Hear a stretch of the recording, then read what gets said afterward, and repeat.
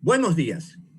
Iniciamos el programa semanal Cita con la Memoria, un espacio del pasado en el presente.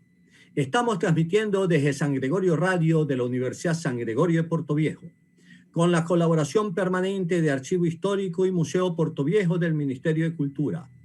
Nos retransmite a través de Face Live y también en canal de YouTube. Quien les habla, Ramiro Molina Cedeño, les brindo mi cordial saludo. Cita con la Memoria nació en marzo del año 2011. Precisamente en este mes cumplimos 10 años. Es un grupo conformado por personas adultas y adultos mayores que guardamos simpatía por los recuerdos y nos divertimos recordando el ayer mediante la observación de fotografías que nos permite retroalimentar en nuestras memorias los sucesos del pasado y que aún se guardan fresco en nuestros recuerdos. Cita con la Memoria no es parte de institución alguna, ni pública ni privada. Es un grupo independiente que cuenta con el apoyo de la Universidad San Gregorio de Portoviejo y de Archivo Histórico y Museo Portoviejo. Esta mañana tenemos un invitado especial.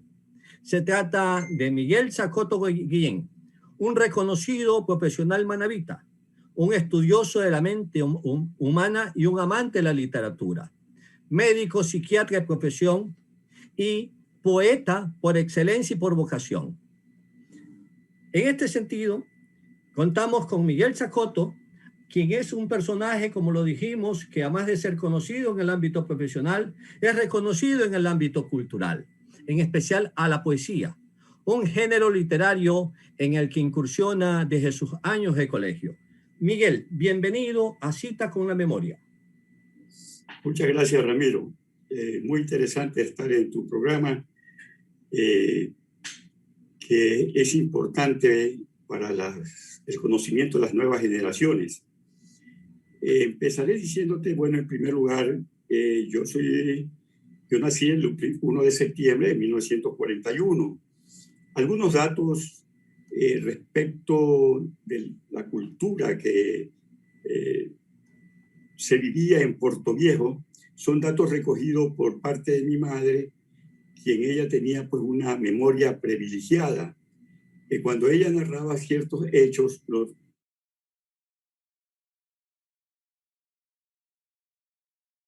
demasiado detallista y contaba el momento en que ella vivía, la época incluso en que en ese momento estaba, y describía, ¿no? Describía con exactitud los lugares.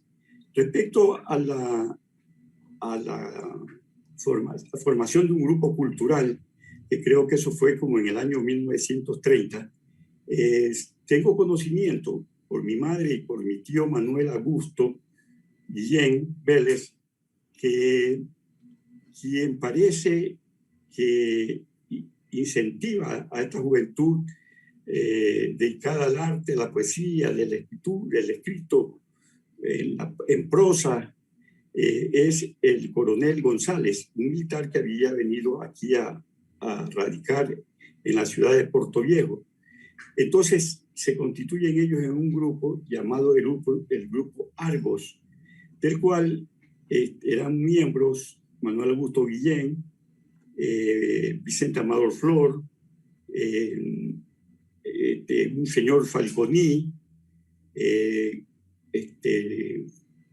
recuerdo que también un señor, en este momento se me van sus nombres, apellido García, y Horacio Hidrobo Velázquez, y se reúnen, ¿no? Y se reúnen y le dan por editar un libro, un semanario, un periódico, en el cual era el director Augusto Manuel Guillén, quien le titula al semanario La Voz del Alba. En ese espacio de publicación habían escritos que se publicaban, como yo recuerdo haber leído alguna vez de un señor Espinel, y poesías de Vicente Amador Flor, de Manuel Augusto Guillén, que siempre usaba seudónimo para la publicación de sus poemas. Entonces fue una época cultural en la que vivió la ciudad de Portoviejo. Y no O nos sea, que fue olvidemos que una generación de jóvenes que a inicios del siglo XX hicieron una labor destacadísima en pro del desarrollo cultural. Es la generación prácticamente que nace con las revistas de iniciación de Wilfrido Lor, con esos juegos florales de Argos, de ese grupo de Argos, y también con todo ese conjunto de periodistas que le dieron lustre a Manabí, un desarrollo del periodismo bastante fuerte, bastante avanzado en esos tiempos, entre los que tú nos mencionas, por ejemplo, a uno de tus ancestros, a un pariente muy cercano tuyo, en esa ancestralidad histórica, cultural que nos llevamos todos los manabitas y que radica en ti también por Manuel Augusto Guillén, que editó ese folleto literario llamado La Voz del Alba. De ahí parece que vienen también tus genes literarios, tus genes poéticos. Ese gen poético que se confundió también con otros sectores literarios de la época. Es decir, que Manuel Augusto Guillén formó parte de esa playa de hombres ilustres en el campo de la literatura y en el campo del periodismo a inicios del siglo XX, Miguel. Sí, efectivamente, ¿no? Fue una época en la que, como te comentaba en el inicio de mi intervención, datos brindados por mi madre, ¿no? En ese entonces, Portoviejo era una ciudad extremadamente culta. Incluso casi en todos los hogares de Portoviejo existía un piano, ¿no? Sé que mi madre incluso llegó a aprender a tocar piano, ¿no? Y eran pues pianos importados incluso de otros países, como de Alemania, ¿no? Eran pianos de alta calidad. Y la gente vivía, se expresaba con un léxico elegante y se vivía en verdad un momento cultural que despertó en esta juventud de la cual hemos mencionado y que estaban pues preocupados porque en hacer algo por la cultura de la ciudad de Portoviejo. ¿Qué comprendía eso de La Voz del Alba? Que era una gaceta literaria, era un periódico literario, una revista literaria. ¿Qué comprendía en sí lo que hizo Manuel Augusto Guillén en sus tiempos? Era un periódico literario, ¿no? Un periódico literario. Y alguna vez mi tío Manuel Augusto me contó una anécdota, ¿no? Parece que él se disgustó con uno de los miembros del grupo y para tratar de que no se volviera a salir La Voz del Alba, nadie colaboró. Entonces mi tío me manifestaba que él dijo, no, tiene que salir La Voz del Alba. Entonces lo llenó con algunos poemas, con el seudónimo que no era identificado por el grupo al que él pertenecía. Se creó otro seudónimo y el periódico tuvo su salida del periódico. Ahora, el periódico yo lo conozco, le comento. Ese periódico lo conseguí, algunos números, como 22 ediciones publicadas de parte de Mélida Macías, pariente de mi madre, quien me entregó, y allí pude compilar los escritos de Manuel Augusto Guillén y sacar el libro, un folleto de poesías de Manuel Augusto Guillén, que le pedí que le hiciera el prólogo de estos poemas el doctor Verdi Ceballos Balda, y fue editado pues, en la Casa de la Cultura, el folleto de poesía, e incluso el mismo doctor Verdi Ceballos me preguntó a mí que qué nombre le pondríamos al folleto de poesía de mi tío Manuel, y el mismo doctor Verdi Ceballos dice, ¿qué te parece si le ponemos el nombre de La Voz del Alba? Y así fue, salió con el nombre de La Voz del Alba el folleto de mi tío Manuel Augusto Guillén. Fue una colección prácticamente que sacó en esos tiempos la Casa de la Cultura ya en la década del 70. Una colección muy interesante en la que estuvieron algunos representantes de la literatura manabita. Recuerdo Manuel Andrea Ureta, Vicente Amador Flor, estuvo también Manuel Augusto Guillén, estuvo Elías Seño Herbes. Una playa de hombres que han hecho cultura, que desarrollaron cultura, que hicieron gestión cultural y también plasmaron la cultura dentro de la realidad manabita. Cambiamos un poquito el tópico y el tema, Miguel. Ahí ves una fotografía de la calle Córdoba. ¿Qué recuerdos te trae esa fotografía? Es una fotografía de la década del 60, años 65, cuando recién empieza la pavimentación de Portoviejo, luego de que se diera paso a la existencia del Centro de Rehabilitación de Manabí, que tanto bien, tanto beneficio le brindó, no a Portoviejo solamente, sino a todo Manabí. Fue una verdadera institución para el desarrollo de Manabí en esos tiempos. Este es el inicio de la construcción de la calle, de la pavimentación de la calle, de la construcción del sistema de alcantarillado para aguas lluvias y también para aguas servidas. ¿Qué recuerdos te trae esta calle, Miguel, en esos tiempos? Bueno, esta calle fue prácticamente, yo llegué a vivir aquella la calle Córdoba, porque antes nosotros vivíamos en la calle Chile y Córdoba y 10 de agosto, ¿no? Frente a la casa episcopal. Y mi padre construyó una casa, pues, que desde entonces de madera, y nos trasladamos a vivir a la calle Córdoba. Bueno, en la calle Córdoba, pues recuerdo yo en mi niñez y luego en mi adolescencia, vivía pues cerca de nosotros la señora Natividad Robles de Mendoza. ¿Quién Al era frente, ella? casi diagonal a mi casa, vivía don Ecuador Solórzano.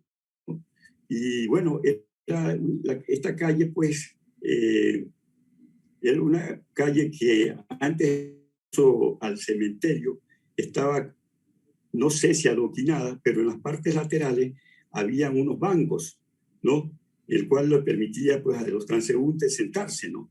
Era como una calle como adornada por bancas. Dentro de esa foto que vemos allí, la calle Córdoba, tú nos decías de que diagonal y vecino tuyo era doña Natividad Robles de Mendoza y al frente vivía Ecuador Solórzano Rodríguez. ¿Quiénes eran ellos? Bueno, la señora Natividad, bueno, una ilustre dama, ¿no? Ella fue incluso, sé, por mismo el doctor Gutiérrez, cuando formaron la Casa de la Cultura, ella fue miembro de la Casa de la Cultura, que apenas lo formaron 7 personas, con ella, el doctor Solórzano. Ella fue incluso profesora de castellano, una mujer que manejaba muy bien la lengua de Castilla, ¿no? Y don Ecuador Solórzano, pues, un hombre que era profesor de historia,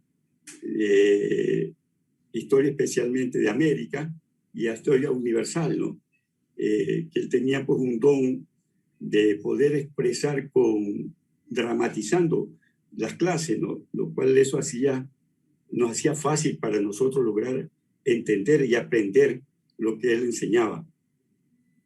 Ahí vemos también otra figura, otra imagen, otra foto, el parque. Aquel parque central que hoy se conoce con el nombre de Vicente Amador Flor, aquel bardo, aquel poeta, aquel individuo que con su numen engalana el sentimiento poético manabito.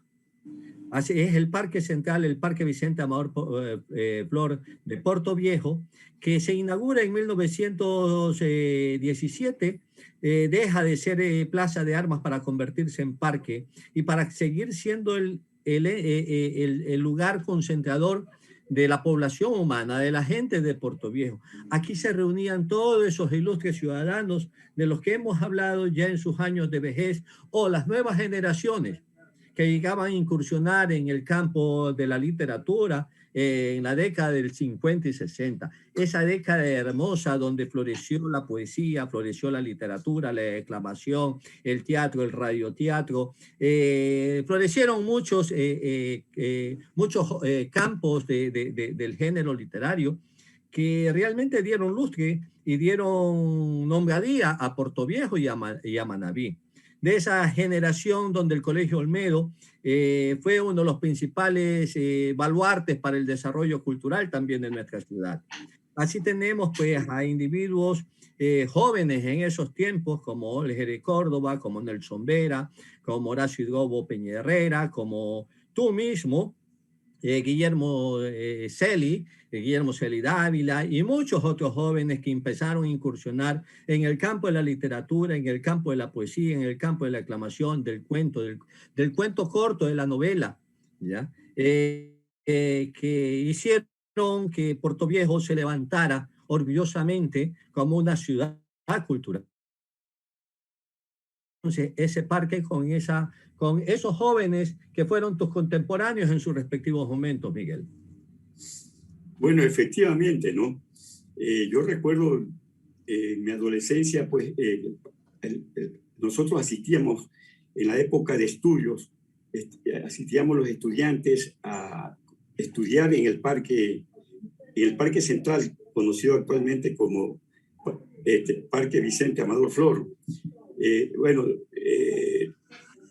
Guillermo Celia Ávila, Ole Córdoba, quienes son mis amigos, ellos son un poco menor que yo.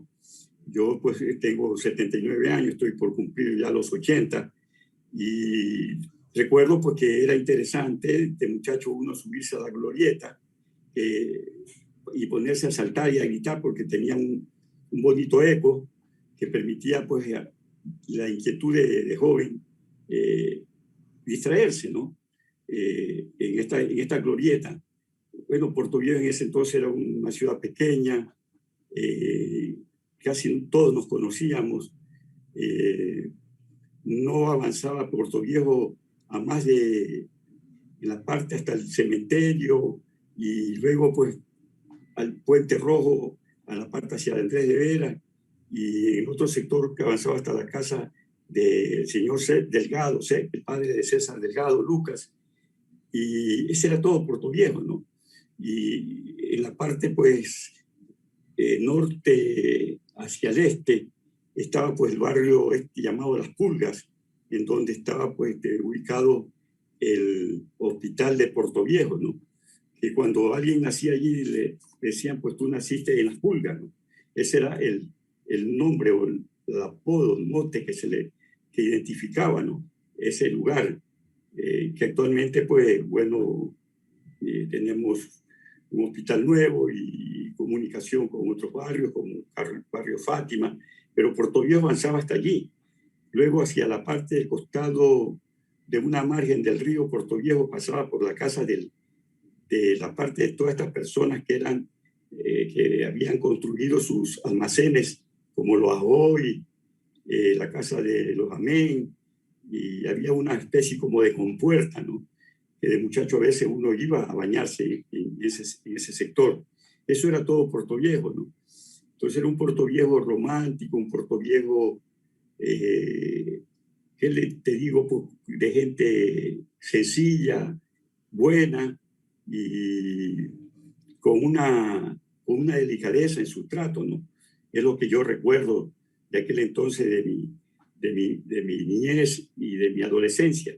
Y no nos olvidemos que en ese entonces, en Puerto Viejo, yo no sé quién creó, tiene que haber sido una norma de que los jóvenes menos de 18 años hacia abajo no podían estar circulando en la calle más que hasta las 9 de la noche, ¿no?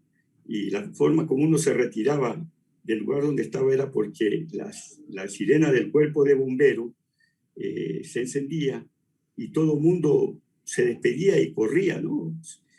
Volvía a su casa porque donde era detenido, pues era llamado el padre y en ese entonces, pues nuestros padres, pues éramos duramente castigados, ¿no?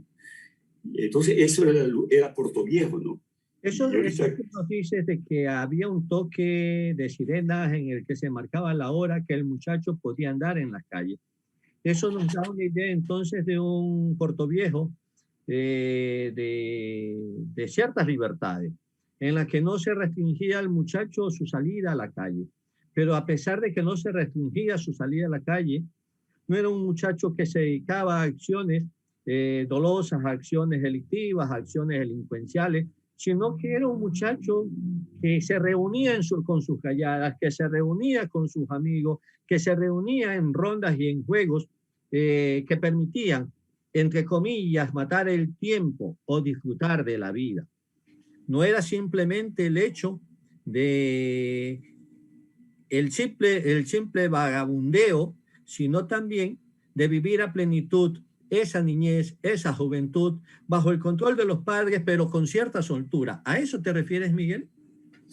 sí, efectivamente, ¿no? Mira, bueno, yo pienso que nuestra juventud fue una juventud sana, hermosa, llena de verdad, de verdadera sencillez, y hasta cierto punto podríamos ser que éramos hasta ingenuos, ¿no? En esa época había el juego del trompo, de la bolicha, o sea, las canicas. Yo recuerdo cuando la Plaza 24 de Mayo se llenaba de agua en la época de invierno, que se desbordaba el río Portoviejo, se formaba una verdadera laguna, ¿no? Y vivía, pues mi tío Sixto vivía cerca del Puente Rojo, que tenía ese entonces el nombre, y eso allí, nosotros de muchachos, sin escatimar algún peligro, tener miedo de alguna enfermedad, nos bañábamos en esas piscinas formadas prácticamente naturalmente, de forma natural.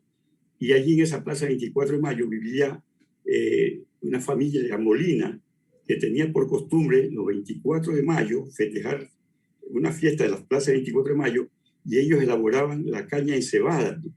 En el cual ponían pues en la parte superior regalo, y para muchos que se atrevían a poder escalar la caña, le era totalmente difícil, como dice, pues, caña encebada, ¿no? Entonces hay cosas que se fueron perdiendo aquí en la ciudad de Portoviejo, ¿no? La misma ausencia de los cines, como el Cine Central, el Cine Victoria. Había otro cine en la calle 9 de Octubre, en la calle mismo... El Portoviejo. Sí, en la calle, y había otro en la calle Montalvo, había otro cine, ¿no? Y no nos olvidemos que este señor Alarcón, en la calle Sucre, en su casa abajo, había un escenario donde se presentaban declamadores y todo, artistas. Entonces, Portoviejo, una ciudad rica en cultura, ¿no? Y que son años que uno los añora, ¿no? Y que si bien es cierto que Manrique dice todo tiempo pasado fue mejor, aunque Ortega y Gasset le dice, bueno, todo le contradice, porque dice, bueno, cada juventud tiene su tiempo de vida, ¿no? Pero el recordar nuestra época de infancia, de esa niñez un poco ilusa, bueno, nos permite a nosotros habernos formado en el aspecto de ser personas respetuosas al resto de nuestra gente, y poder incluso llegar a lograr, a querer ser lo que nosotros habíamos soñado, ¿no? Y de eso pues siempre tengo recuerdos que me invaden a mi memoria, ¿no? Bueno, Portoviejo no solamente fue en el ámbito cultural, en el espacio cultural también un emporio, un espacio hermoso, agradable, sino que también hubieron sucesos bastante dolorosos dentro de la realidad manabita que marcaron a Portoviejo, marcaron la historia manabita. Por ejemplo, las confrontaciones en el 56 entre el ADN, Acción Democrática Nacionalista, de tendencia de derecha, con las tendencias de izquierda, que llegaron a confrontaciones, y producto de eso se dio también una situación de conteo de votos, de fraudes electorales, que incluso llevó a que se quiera intervenir en Portoviejo militarmente, y se haya ordenado incluso hasta el bombardeo de Portoviejo, que felizmente no se dio. Y después, en el 59, pues con el caso de Quevedo, que en tus edades yo creo que tú también tuviste conocimiento o viviste en esos momentos, en esos tiempos tan áridos, tan fuertes, tan dolorosos en la historia manabita. ¿Tienes algunas impresiones acerca de esos hechos que te he dicho? Claro, yo recuerdo cuando le hicieron prácticamente un fraude a Raúl Clemente Huerta, ¿no? Habían dos polos, ¿no? Era el frente liberal, el Frente Amplio Liberal, algo así se llamaba, y el otro, pues, el que era Ponce Enríquez, que era, pues, conservador, y que Portoviejo se levantó porque hubo el fraude. Quien había ganado realmente la presidencia de la República fue Raúl Clemente Huerta, pero con el fraude, pues, llegó a la presidencia fue Ponce Enríquez. Ahora, la fecha que tú mencionas respecto a la muerte de Quevedo, yo sí recuerdo, ¿no? Porque hubieron pues algunas personas que murieron, que todo se desató con el problema de un muchacho García, que lo atacó a Quevedo y él huye y termina suicidándose, ¿no? Y luego pues que se toman el cuartel y entre eso muere Molina, muchacho Molina, que sé que Arturo era muy Molina. hábil para la pelea. Muere un hijo del doctor Manuel Palomé, que también prácticamente quien los mata es Quevedo en defenderse, ¿no? Porque vuelve enardecido, pues, quería tomarse y así fue, terminó, que todos conocemos, fue un momento doloroso y criticable posiblemente, ¿no? El cual se termina pues asesinando al teniente general o al general Quevedo y incluso es arrastrado en las calles de la ciudad de Puerto Viejo, ¿no? Un hecho bastante doloroso, ¿no? Que incluso fue enviado un comandante apellido, no, se me fue el nombre de él, para que controlara y él le evitó que hubiera una masacre y eso le constituyó que le dieran de baja, ¿no? Eso es lo que recuerdo, ¿no? De aquel entonces, ¿no? Cuando fue candidato Raúl Clemente Huerta, yo todavía no tenía la edad de 18 años, no podía sufragar, ¿no? En ese entonces todavía. Eran los tiempos donde los políticos cuando llegaban movían multitudes, entre ellos Córdoba y entre ellos también Velasco Ibarra. Ahí vemos una foto de Velasco Ibarra, creo que es su cuarta candidatura a la presidencia de la República, quinta candidatura ya en la década del 60, en que la gente se moviliza, en que el pueblo se reúne. Pero este era común en todos los pueblos de la costa ecuatoriana y de la sierra, donde se movilizaban caravanas de vehículos y habían grandes concentraciones de ciudadanos para aclamar, para acompañar, para hacer campaña por el líder que se encontraba en aspiraciones a la presidencia, senaduría, a una diputación o a una alcaldía, qué sé yo. Ahí vemos esas fotos tan hermosas también donde se concentra la población, es la calle Alajuela con la avenida Universitaria.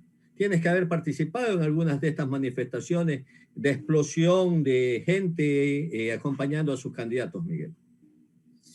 Mira, mi padre fue un hombre de extrema izquierda, ¿no? Y siempre seguimos la línea de mi padre, ¿no? Entonces, los candidatos que eran lanzados por el movimiento, prácticamente el Partido Comunista, era pues Parra Velasco, y uno asistía a las manifestaciones, ¿no?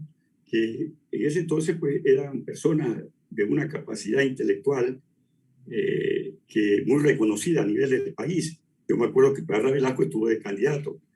En el caso de Velasco Ibarra, nosotros, yo particularmente, mi padre no era velasquista, pero nosotros sabíamos, y como alguna vez le dijo Velasco Ibarra, dame un balcón y me harás presidente, ¿no? La verdad, él movía las masas y por eso es uno de los presidentes de la República que fue 5 veces presidente y que tan solo un periodo logró terminar, porque todos los periodos, porque era derrocado, ¿no? No.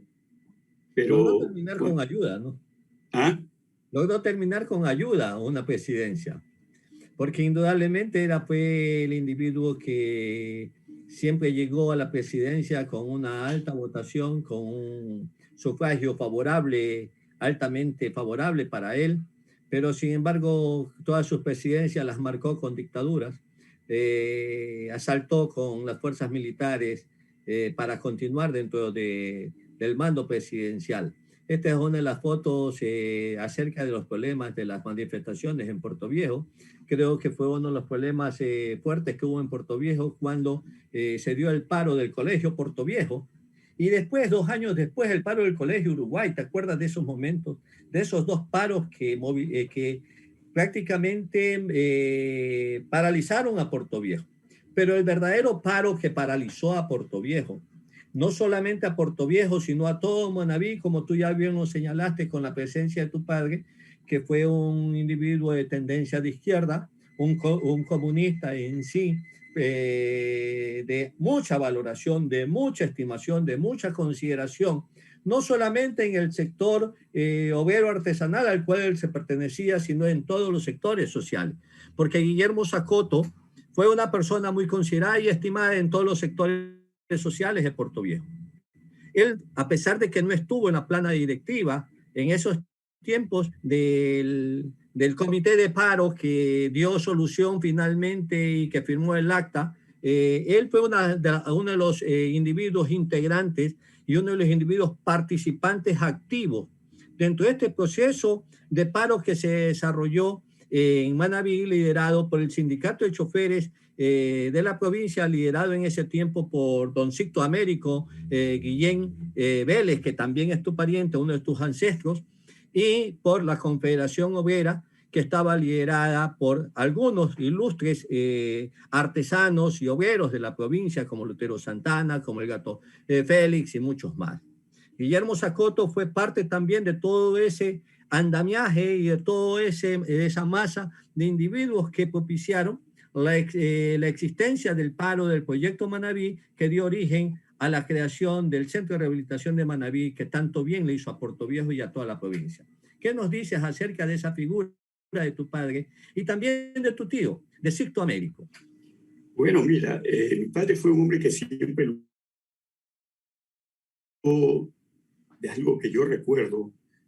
Él fue presidente, secretario, porque es secretario general del sindicato de choferes de Manabí, pero él terminó un tanto retirándose por ciertas cosas que él no aceptaba, ¿no? Y así mismo eso no ocurrió solamente aquí en Manabí, sino en otras provincias, y formaron otro sindicato de choferes, pero parece que no tuvo aceptación, digamos, legalidad, ¿no? Entonces mi padre se ausentó un poco en cuanto a la parte de ser miembro como hombre del volante al sindicato de choferes aquí de Manabí. Ahora, y quien siempre estuvo al lado de mi padre fue su íntimo amigo, que fue el Cojo Cedeño, quien lo acompañó Cedeño en todas las luchas, ¿no? No olvidemos que el Cojo Cedeño fue un hombre muy luchador y también un hombre de extrema izquierda, y ellos pues participaron en el paro que pues terminó, como todos lo sabemos, con la creación del CRM, que fue un organismo que permitió el desarrollo de la provincia de Manabí, ¿no? Lamentablemente, bueno, las cosas tienen sus vicios, y bueno, con el gobierno incluso de Rafael Correa desapareció y creó Seneagua, ¿no? Que creo que va por el mismo rumbo, ¿no? Pero yo no sé cómo los manavitas permitimos que perdiéramos esta entidad tan valiosa que permitió al desarrollo de la provincia de Manabí en todos los aspectos, ¿no? Y nos quedamos sin el CRM creado por la lucha de varias personas que tan solo pues a veces, algunos lo han dicho, el que prácticamente como la figura central, don Lutero Santana, el cual tiene méritos, pero hubieron personas que estuvieron allí y que tuvieron pues igual mérito que don Lutero Santana, ¿no? En este caso el Cojo Cedeño, mi padre, y otras personas más como el señor Félix Vélez, ¿no? Un hombre luchador que también era un hombre de extrema izquierda. Indudablemente que hay muchos todavía individuos, personajes anónimos que se están perdiendo en la historia y que necesitan ser recuperados. El mismo Jacinto Moreira, que fue uno de los que ayudó a que se reactivara el paro cuando estaba en sus momentos caído ante la deserción de los choferes de Manta, las Fuerzas Vivas de Manta, y también el retiro que querían plantearlos del Valle de Caracas. Tuvieron que movilizarse y consiguieron que el Valle de Caracas no se desanexara del paro y que siguiera fuerte y latente. Hay que recuperar la historia de muchos personajes que sí merecen estar en el pendón de los recuerdos, en un espacio muy alto, como le están quienes los hemos conocido como los precursores de ese geniturismo de Puerto Viejo en sus primeros momentos en las décadas del año 60. Ese es un espacio, Miguel, que tiene que ser recuperado y que nos debe llamar a la reflexión, porque hay elementos muy valiosos, muy distinguidos y que no pueden quedar en el olvido. Es un Puerto Viejo que para la década del 50 y del 60 empieza a desarrollar cultura y empieza a desarrollar cultura en buena forma, con la participación de todos los sectores sociales. La Casa de la Cultura es una casa muy dinámica, es una institución que desarrolla cultura en todos los ámbitos, aglutina a todos los sectores, convoca a todos los sectores y la gente tiene confianza en la Casa de la Cultura. Son una playa de hombres que empiezan a trabajar en beneficio de la cultura manabita y tienen sus resultados. Es al punto de que el 50 y el 60 están catalogados como épocas de oro de la cultura ecuatoriana en lo que respecta a Manabí. Vemos en la anterior foto una sesión de la Casa de la Cultura con la que existe un estrado en la que el doctor Ángel Amén. no está indudablemente Ángel Amén dirigiendo la sesión, pero que el otro es el doctor Navas, que está leyendo algún tipo de discurso o algún tipo de conferencia. Vemos una exposición fotográfica expuesta por Jorge Elori Giler, ¿ya? No un fotógrafo cualquiera, sino un artista de la fotografía, un fotógrafo del arte. Es un campo muy maravilloso y en el que siempre se destacó Jorge Elori Giler, hijo de Rosa T. Giler y bueno, un individuo de muchas dotes, de Osvaldo Lor Moreira. Vemos allí también a otros grupos singulares, una de tus contemporáneas como Araceli Ceballos. Está Fernando Macías, ganador de algún concurso de poesía, y otros compañeros más. Con Cicerón Robles, que también fue un baluarte del desarrollo cultural en su tiempo, un buen declamador, hacedor también de novelas cortas, de cuentos cortos.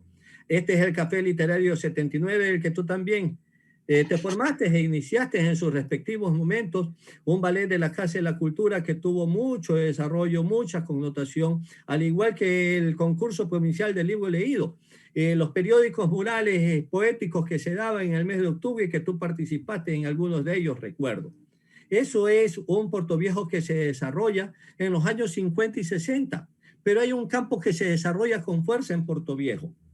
El campo del teatro, que se inicia con el radioteatro con la familia Macías Parrales, en el que intervienen todos los hermanos, Elmo, Egberto, Wilfrido, interviene Magda, que fue una de las artistas aclamadas del teatro en el Ecuador y llevó su arte también hasta Venezuela. Ahí están muchos individuos que participaron en las construcciones de ese teatro, incluso participó Eduardo Vito Mieles, hasta llegar a la conformación del Teatro de la Casa de la Cultura o Teatro Universitario dirigido por ese gran hombre, también vecino tuyo como Ecuador, Solórzano Rodríguez. ¿Qué nos puedes contar de ese desarrollo del teatro en esos tiempos, Miguel? Bueno, mira, Ramiro, es interesante poner pues, las cosas muy en claro, ¿no?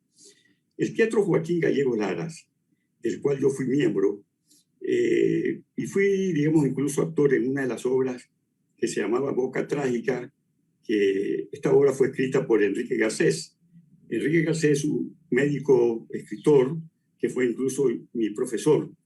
Y cómo yo llegué a actuar en esa obra. Sinceramente, yo no estaba incluido como un personaje de actor en la obra.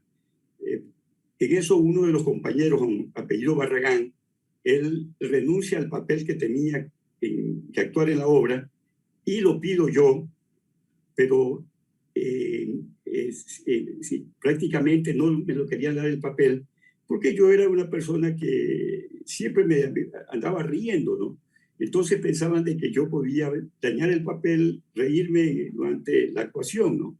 Pero sin embargo, le dieron el papel y nos dirigió el señor Teodoro Ugalde, que vivía por frente a al Jardín El Recreo. O sea, él vivía al frente, en una casa esquinera que había allí.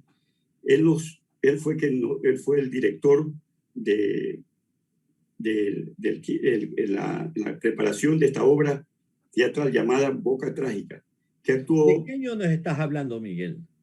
Te estoy hablando del año más o menos 58, 59. Pero tú nos estás diciendo entonces de que el grupo cultural o el grupo de teatro Joaquín Gallegos Lara existió desde ese tiempo, porque tenía entendido, y así lo tengo, estoy consciente porque he leído algunos datos de que el creador fue Humberto Solórzano, cariñosamente conocido como el Humberto Solórzano, allá por el año 65, 66. Eso es lo que te quiero comentar, Ramiro. ¿Sí? La historia verdadera del teatro, actuamos en esta obra, los personajes fueron Kelly López, Samuel Villagómez, Cirle Andrade, una mujer muy guapa y inteligente, una excelente estudiante, Carlos Palacio, abogado. Carlos Palacio Sánchez. Sánchez, exacto, él actuó como profesor en esa obra, profesor de psiquiatría. Yo trabajé allí como interno, un muchacho Galo Macías, que era de Santana, Mariana Brito. Bueno, todo ello actuamos en esta obra Boca Trágica, que fue presentada, me parece, 2 ocasiones, en el Salón Jardín El Recreo. Luego fue presentada en la ciudad de Bahía y después en la ciudad de Chone. La ciudad de Bahía fue presentada en el Teatro Sucre de la ciudad de Bahía, y en Chone, también en otro teatro, fue presentada esta obra. Ahora, el nombre, quien le pone el nombre a este grupo, o sea, nos constituimos en un grupo cultural. Me estaba olvidando de Pancholín, o sea, de Francisco Romero Alcán. ¿Qué tiene que ¿Ya? hacer Pancholín en el teatro y en esos tiempos con ustedes? Pancholín. Exacto, él Francisco Romero prácticamente, Bastidas, ¿no? exacto, él es el que casualmente lleva la obra, él es el que hace que se lleve a las tablas esta obra de Enrique Garcés, Boca Trágica. Entonces nos reuníamos porque íbamos a presentar otra obra que era Los Caminos Ardientes de Pedro Jorge Vera, y estábamos preparando otra obra más para presentarla, que era Nuestra Natacha. Entonces en esto participó la señora Olga Vallejo de Briones, quien incluso en una reunión ella lleva el nombre de Joaquín Gallegos Lara y nos pone en conocimiento a nosotros si aceptamos ese nombre. Entonces todos aceptamos que el grupo nuestro llevara el nombre de Joaquín Gallegos Lara. Entonces en ese grupo ya actuaba Perica Lor, ¿no? Yolanda Lor de Ávila ahorita. Sí, exacto, Perica Lor de Ávila. Actuaba Palacios, bueno, amigo que él no es de aquí, pero se crió aquí en Puerto Viejo, Franklin Palacios, y nosotros aceptamos que llevara ese nombre. Y la señora Olga Vallejo mandó a imprimir unas tarjetas de presentación para cada uno de nosotros.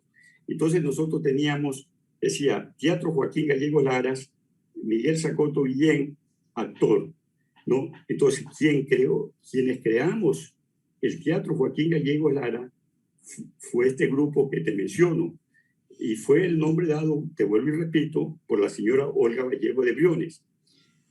Por supuesto, ya terminamos los estudios secundarios. Yo incluso me fui a trabajar al campo antes de irme a estudiar medicina, y el Teatro Joaquín Gallegos Lara cae a manos de la Casa de Cultura y se lo dan a don Ecuador Solórzano. Don Ecuador me llama para que yo actúe. Incluso, esta es una anécdota, ¿no? Yo le comento a don Ecuador que no puedo por razones de que voy a estar en el campo trabajando de profesor. Entonces él me dice, tú eres un egoísta, ¿no? Me lo repite él. Bueno, de ahí yo me fui a trabajar en el campo, dejé de trabajar en el campo, me fui a ingresar a la universidad, a la ciudad de Cuenca, donde hice mis 2 primeros años de estudios. Entonces, en sí, el Teatro Joaquín Gallegos Lara fue creado por la señora Olga Vallejo de Briones, y sus miembros fuimos Perica Lor, Mariana Brito, Franklin Palacio, Francisco Romero Albán, Mariana Brito, Carlos Palacio Sánchez, Arcesio Bermúdez, que me olvidaba, Arcesio Bermúdez. Arcesio Bermúdez Arturo. Sí,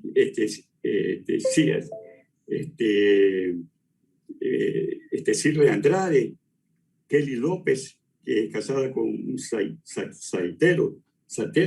Con Pepe Saeteros. Exacto. Todos ellos formamos el grupo Joaquín Gallego Lara.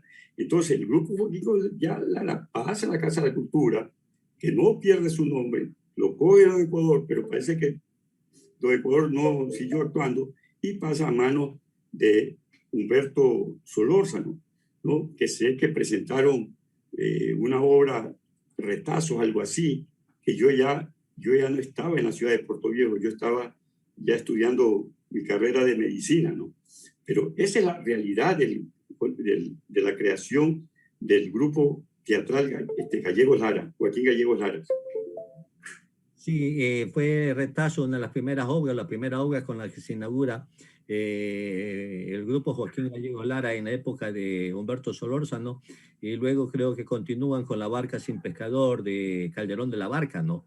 En esos tiempos se llevaban a escena obras inmortales, obras de gran valor.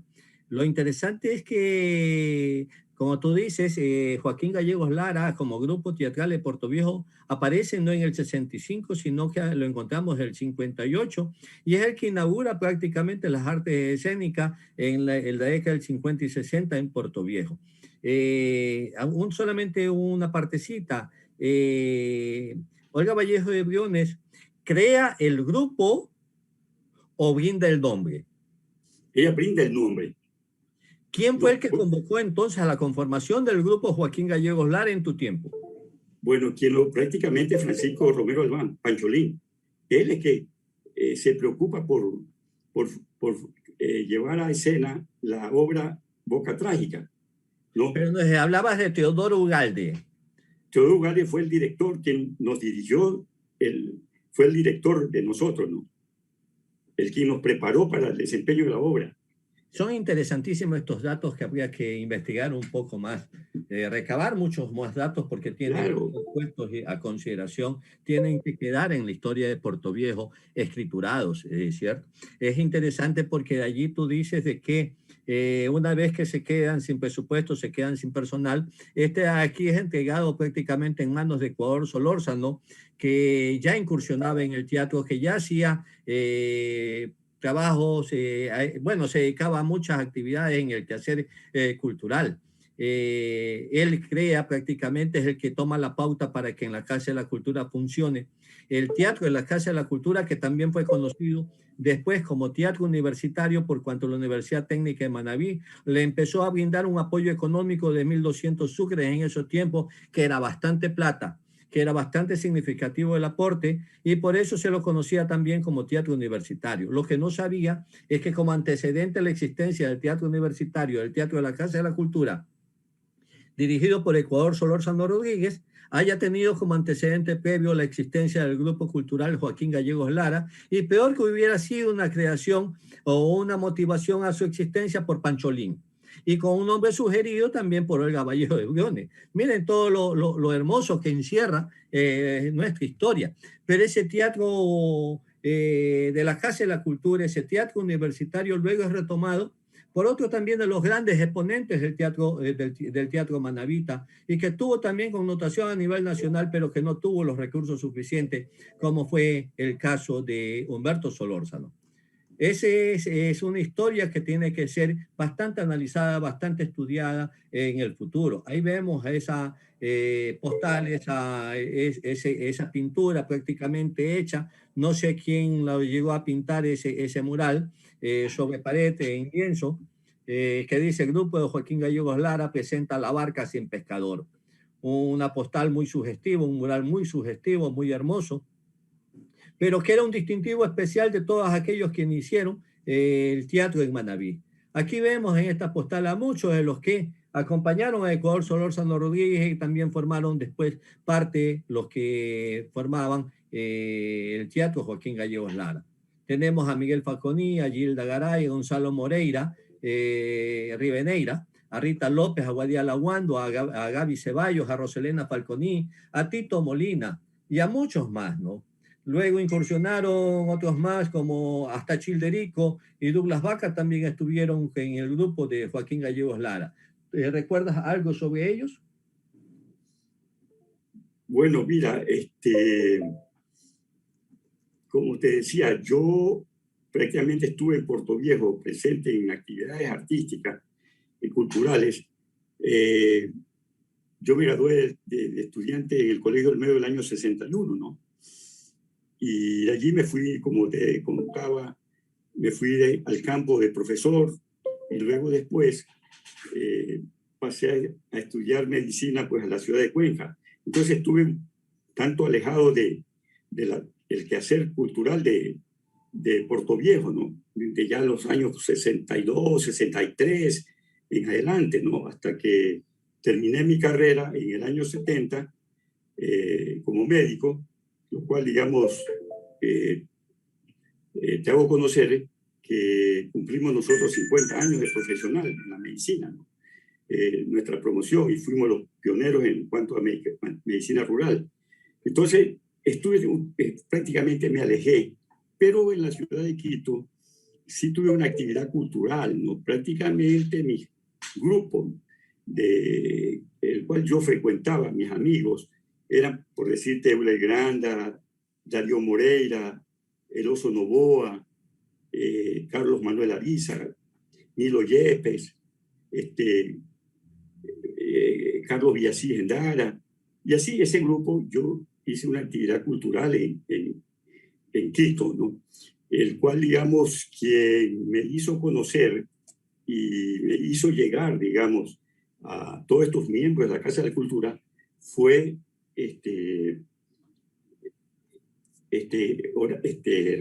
Darío Moreira. ¿Por qué Darío Moreira? Darío Moreira Velázquez, exacto.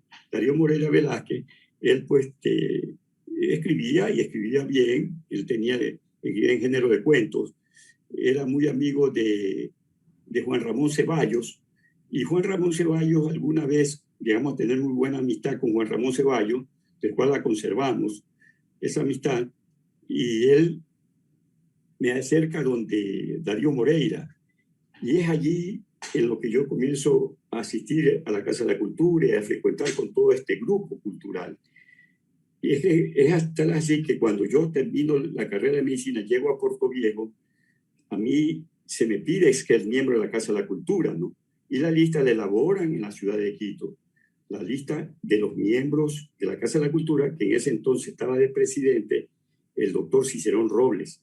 Esa es la historia real, ¿no? Yo llego prácticamente nombrado desde Quito miembro de la Casa de la Cultura, porque allá en Quito yo publiqué y gané 3 concursos, ¿no?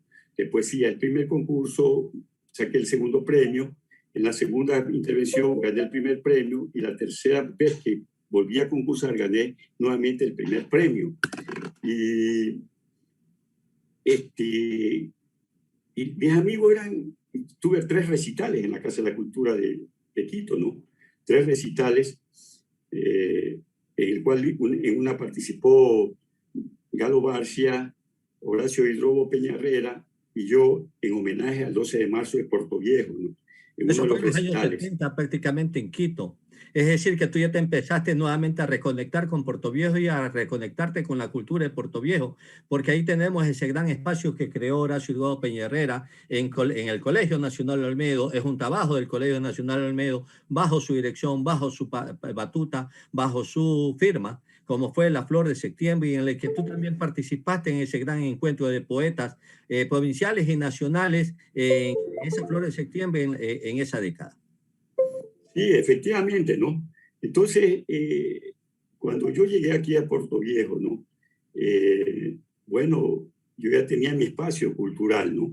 Y Horacio, que fue incluso mi profesor, que llegamos a tener una muy buena amistad con él, incluso pues él, yo creo que el grupo Café 79 que lo forma es cuando él deja de ser ya miembro de la Casa, ya no, que deja de ser presidente de la Casa de la Cultura de Manabí. Y él forma este grupo cultural, el cual me invita a un recital, que en esa noche intervenía también Jacinto Santos Verduga. Ahora, en Quito, el Grupo Camino, que era uno de los grupos culturales más reconocidos en el país, sacó una edición que se llamaba Edición Alcancía. En esa edición Alcancía me publicaron un poemario mío, que se llama 5 letras anunciándome que vivo. Estando aquí en Puerto Viejo, creo que Horacio en la Casa de la Cultura crea la colección Coyaguazo, me parece que. Sí. Y allí me publica un poemario mío llamado Camisa de Fuerza, ¿no? Que fue el último poemario que fue publicado en la Casa de la Cultura aquí de Manabí. Porque de lo otro que yo he publicado es a nivel de la imprenta de la Universidad de Manta, de la ULIAN, con apoyo del doctor Medardo Mora, que ahí publiqué algunos libros, no solamente en poesía, sino en prosa, y la parte de mi carrera de medicina, ¿no? Queda mucho por conversar, en verdad, el tiempo es muy corto. 1 hora es relativamente corto en tiempo para poder conversar con personas como Miguel Satocoto Guillén. Nos queda todavía ahí. Danos un breve semblante antes de terminar. Guillén con tilde y con M o Guillén sin tilde y con N. ¿Por qué esa diferencia cuando vienen de un mismo tronco común? Bueno, mira, tú sabes que son caprichos, ¿no? Sé que mi abuelo Sebastián, él se ponía con N, pero si tú ves mi título académico, mi cédula de identidad, está con N, ¿no? Pero, o sea, no hice yo corregir que nuestro apellido, o sea, de la descendencia de la familia Guillén Vélez, de la cual es mi madre Angelina Guillén Vélez, Sixto Guillén Vélez, mi tío Manaví Guillén Vélez, Mauro Guillén, mi tío Augusto Guillén Vélez, era pues con M, ¿no? Pero con eso no quise que faltándole el rabito esa, la formación de la N a la M, no quiere decir que no sean parientes míos. Ahora, quiero decirte antes de terminar, Ramiro, mira, yo pienso que la familia Guillén Vélez era una familia muy, muy culta, ¿no? Y tenía dotes de artista. Mi tío Manaví Guillén, él actuó en teatro y él que me comentó, él fue actor de algunas obras teatrales, entre esas El Conde de Montecristo, que parece que actuó en la ciudad de Jipijapa, que él llegó a trabajar en Jipijapa en la cuestión de alcoholes, de guardaestanco, algo así, ¿no? Sí. Y allí él hace amistad con la familia Ceballos Vera, que son también personas cultas, ¿no? Y él trabaja y llegó a trabajar en obras teatrales, que algunas de ellas me mencionó, en las que él había trabajado, ¿no? Y parece que fue un buen actor, ¿no? Mi tío Manaví Guillén Vélez, ¿no? El padre del doctor Humberto Guillén, para con más distinción, ¿no? Entonces, mira, hay digamos, genes, ¿no? En la parte cultural, artística de la parte Guillén Vélez, ¿no? Como les digo, el tiempo nos queda corto para hablar contigo, Miguel. Hay para hablar muchas horas más, para explayarnos en tantos campos de este quehacer diario de Puerto Viejo en el ayer y en el hoy, relacionándolo en el ayer y en el hoy, en nuestras vivencias, en nuestras costumbres, en todo ese andamiaje, en todo ese andar cultural. Agradecemos a ustedes su sintonía por San Gregorio Radio en su dial 106.1 y a quienes nos siguen por canal de YouTube y Facebook Live. Mi agradecimiento especial a nuestro invitado, el doctor Miguel Satocoto Guillén, y a quienes están detrás de los micrófonos de San Gregorio Radio. Ellos son Renan Alaba Castro y Manuel Andrade León y, por supuesto, a Carlos Wellington Sornosa, que está tras las cámaras de Facebook Live de Archivo Histórico y Museo Puerto Viejo. Hasta el próximo sábado, en un nuevo encuentro en Cita con la Memoria. Tengan ustedes buenos días.